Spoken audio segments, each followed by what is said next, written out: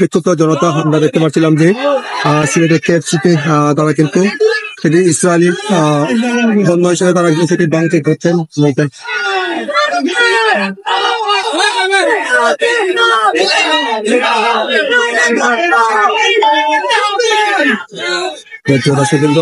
যারা আমাদের সাথে রয়েছেন, যাই হোক আপনারা জানেন যে নিরীহ গাজা মানুষদেরকে কিন্তু নির্বিচারে গণহত্যার প্রতিবাদে এই মুহূর্তে সিলেটের কেএফসি যেটি রয়েছে ইসরায়েলি পণ্য সেই বিভিন্ন তাকবীর দিয়ে কিন্তু সেটি ভাঙচুর চলমান রয়েছে।